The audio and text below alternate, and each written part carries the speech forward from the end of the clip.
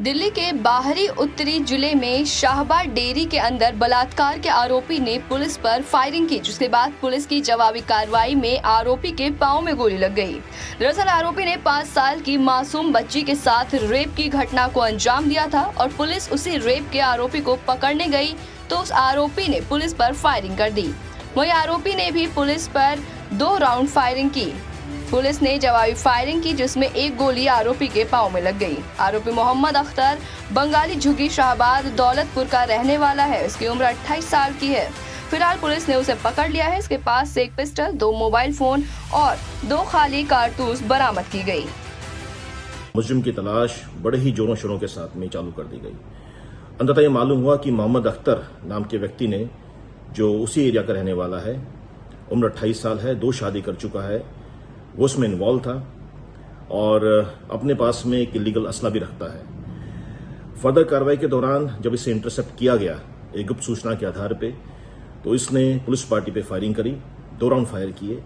Retaliation के अंदर police party को भी फायर करना पड़ा और इस कार्रवाई के अंदर एक गोली इसके घुटने नी के अंदर लगी, लेकिन इसकी हालत अब खतरे से बाहर है और इस अस्पताल के अंदर। दिल्ली पुलिस को एक बड़ी कामयाबी हाथ लगी, जहां सोशल मीडिया के माध्यम से महिलाओं से दोस्ती कर ठगी करने वाले गिरोह का पुलिस ने भांडाफोड़ किया। सेंट्रल दिल्ली की साइबर पुलिस ने 2 नाइजीरिया मूल के नागरिक सहित कुल 6 लोगों को गिरफ्तार किया। दरअसल ये गिरोह महिलाओं से दोस्ती कर उनसे पैसे ठगा करते थे। बता दें कि आरोपियों ने 500 से अधिक निर्दोष लोगों से करोड़ों रुपए की ठगी की थी। आरोपियों की पहचान बबलू सिंह यादव, कासिम खान, अफजल खान, विकास बंसल, मूसा और इफेनी वैलेंटाइन के रूप में हुई है। सेंट्रल डिस्ट्रिक्ट के साइबर क्राइम पुलिस स्टेशन ने एक ऐसे गिरोह का पर्दाफाश किया है जो कि महिलाओं को फेसबुक के जरिए दोस्ती करके उन्हें ठगा करते थे। इस मामले में हमने एक गिरोह को पकड़ा है, जिसमें कि हमने 4 इंडियन नेशनल्स और 2 अफ्रीकी नेशनल्स को अरेस्ट किया है। हमारे पास इस मामले में एक कंप्लेंट आई थी एक महिला डॉक्टर के द्वारा, जिनको कि फेसबुक पे रिक्वेस्ट भेजकर उनसे दोस्ती की गई। उसके बाद व्हाट्सएप पे नंबर शेयर किया गया। उनके साथ दोस्ती की जो इम्पर्सोनेटर है उसने अपने आप को यूके का ही एक डॉक्टर बनाया और उनसे मिलने के लिए जब वो यहाँ मुंबई आने का उसने नाटक रचा और अपनी ही किसी और को अक्यूज से फोन करवाया जो एक इम्पर्सोनेटर है कि वो कस्टम में फंस गया है। ये महिला उनकी बातों में आ गई और उन्होंने 2 लाख रुपए उनके 2 अलग अलग अकाउंटों में डलवा दिए। जब इनको पता चला कि और पैसे की डिमांड आ रही है तो उन्हें उन पर शक हुआ और उन्होंने हमारे साइबर क्राइम पुलिस स्टेशन में अपनी शिकायत दर्ज कराई। वही खबर संभल से है, जहां संभल में शराब के नशे में एक शख्स ने ईंट से वार करके साथी युवक की हत्या कर दी। बता दें कि इस शख्स की हत्या की वजह शराब पीने के बाद आरोपी और मृतक के बीच में विवाद बताया जा रहा है, जिसके बाद पुलिस ने आरोपी को गिरफ्तार कर लिया। ये पूरा मामला चंदौसी कोतवाली थाना इलाके का है। थाना चंदौसी से आज सुबह सूचना प्राप्त हुई कि एक व्यक्ति जिसका नाम सनी है, उम्र लगभग 35 वर्ष, इसकी हत्या एक व्यक्ति छुट्टन के द्वारा कर दी गई है।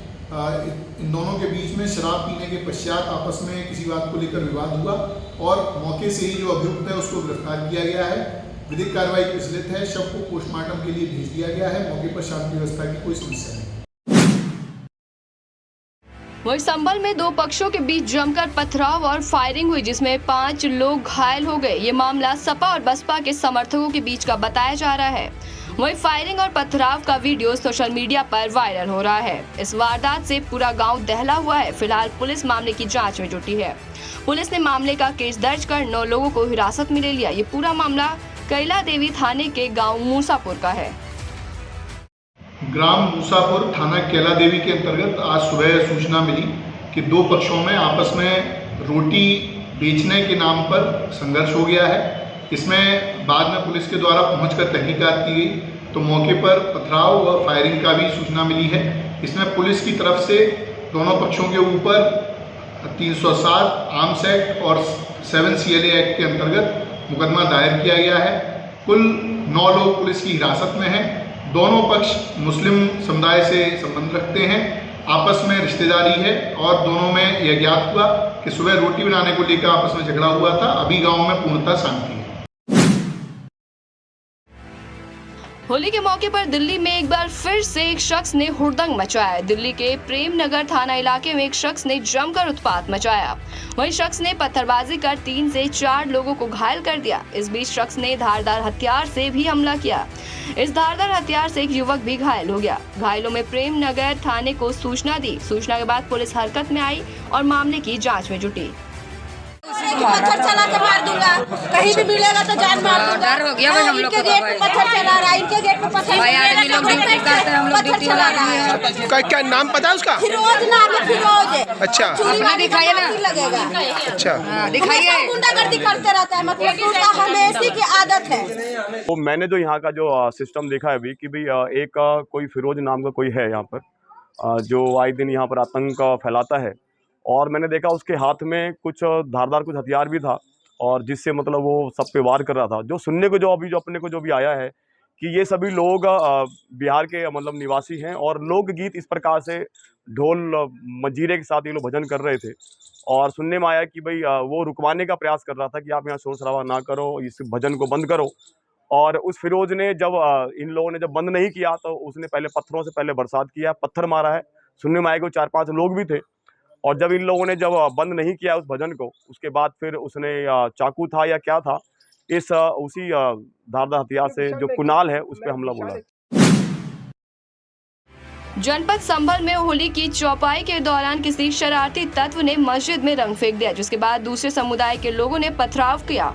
मामला सदर कोतवाली इलाके में खग्गू सराय का है, जहां होली की चौपाई निकल रही थी। इस बीच किसी शरारती तत्व ने मस्जिद में रंग फेंक दिया। चौपाई निकल जाने के बाद दूसरे समुदाय के लोगों ने रंग देखा तो पथराव शुरू कर दिया।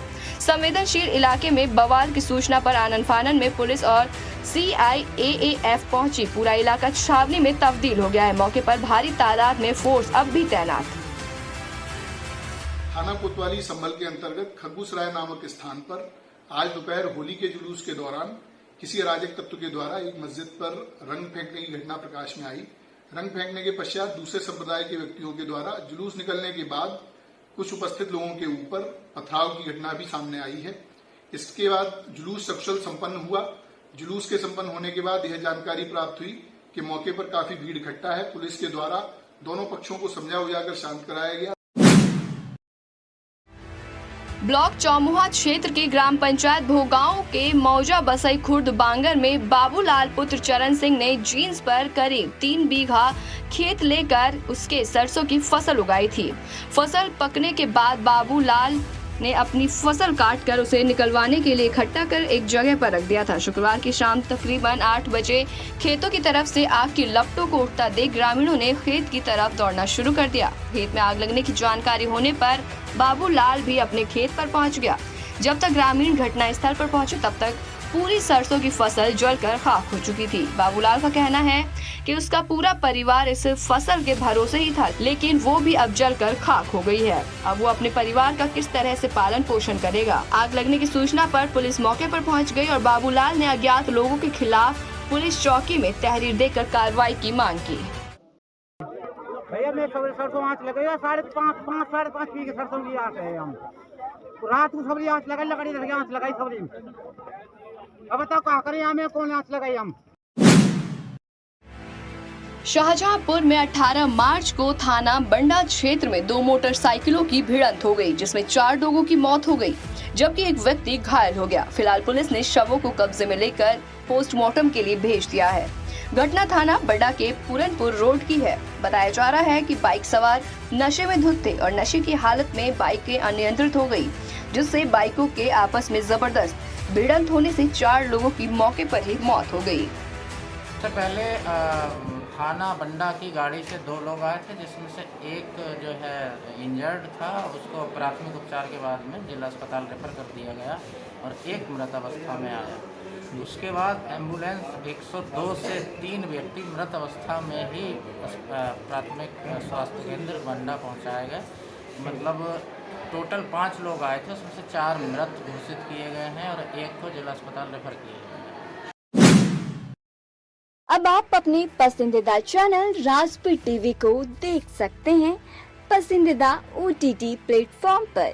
Daily Hunt, Rock TV, MX Player, i2i, eBaba, Vodafone TV, Jio TV, Jio Fiber box, Paytm TV, IPTV Galaxy, Fastway, IPTV और रॉक क्यू टीवी पर।